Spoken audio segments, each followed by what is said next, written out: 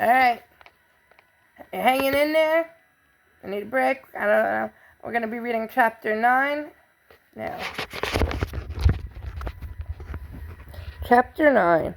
Without fear, we followed the creek into Bitterroot Valley. Our march slowed. The scouts no longer searched the trail for signs of bluecoats.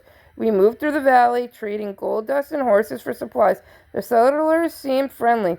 The shopkeepers opened their stores and sold us flour and coffee, sugar and tobacco. They sold us heavy cloth to make teepees, for some of our people had left their buffalo robes on the other side of the mountains. We saw no soldiers. As we rode along, settlers waved at us and wished us well. Yet my father's heart seemed to grow heavier with each step of his horse's hoofs.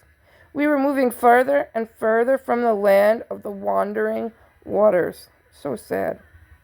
Digging my heels into the sides of my spotted pony, I rode to his side. His eyes looked at the line of trees where the sky met the earth, but he did not see them. There was pain in his gaze. "Are we safe, Father?" I asked. "Safe for now," he answered without turning his head. "We have left the war behind us in Montana with our enemies, but we will never see our home again. My heart is sick, and I fear to die in a strange land, far from the bones of my father and mother." Think about that. "We can still fight," I said. "The blood of our people has been shed, and the young men are ready to die in battle." My words made him look at me. "Do not talk like that," he said. "The white settlers are like the sands of the river. No matter how many we kill, more come.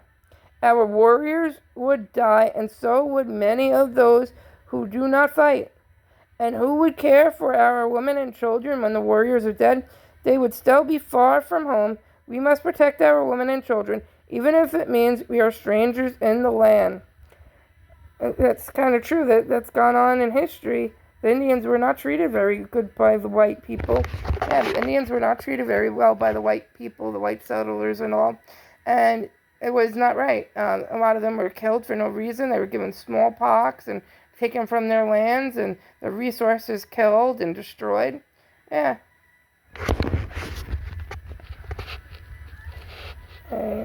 His mouth made a straight line. His words came like a sigh. "We will go on to the land of the Crows," he said. "There we can hunt buffalo and replenish our herds. The bluecoats do not bother the crow."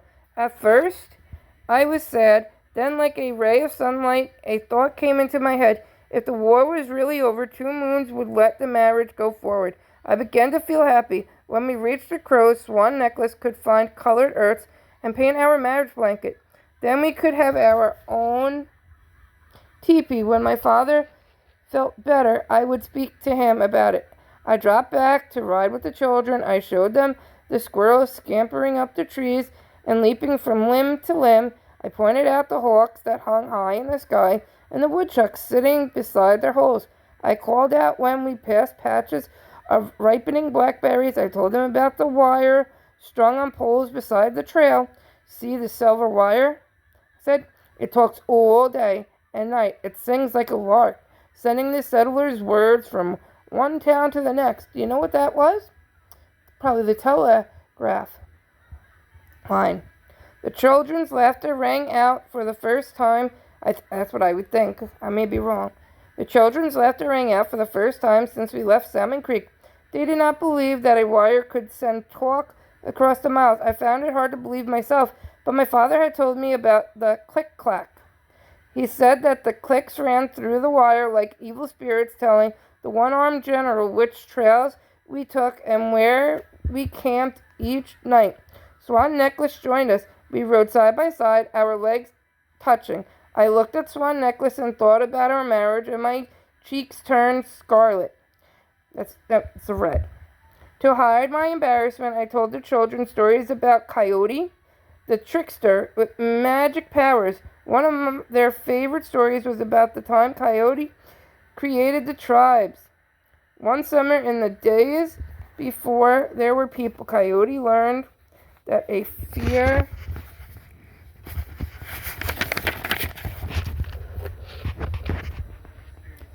fearsome monster was eating all the animals. Coyote went to the river where the monster lived and let the terrible creature eat him, too. Once Coyote was inside the monster's belly, he started a fire. With a stone knife, he cut the monster's heart from its body. As the monster lay dying, Coyote slashed open its belly and freed all the animals. Coyote cut the monster's body into pieces and flung them across the land. Each piece of bloody flesh became a tribe. One piece became Flathead, another became Crow, another Sioux, another Assiniboine, another Blackfoot, another Kootenai, another Bangkok, another Cayuse, another Paiute. Hope I got those words right, I'm not sure. All the pieces were gone when Fox told Coyote that he had forgotten to throw a piece of the monster in the land beside the river where he had killed it. Coyote picked up the monster's heart and sprinkled the land with its rich blood. The drops of blood became Nimipu, the real people. Coyote never threw away the monster's heart and liver. To this day, you can see them, 2 huge stone mounds in the center of our country. Another time, Coyote and Black Bear got into a ferocious argument. Coyote was busy fishing when the argument started. He became so angry that he marched out of the river and threw his fish net way up the hill. Then he grabbed Black Bear by the scruff of the neck and shook him hard, saying he'd teach the bear not to bother him while he was fishing. I'm having trouble seeing the words sometimes here.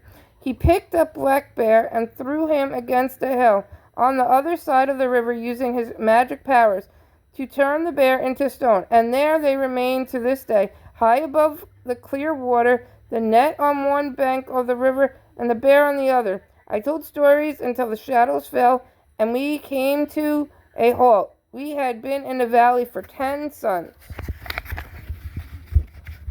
All right, let's start the next chapter.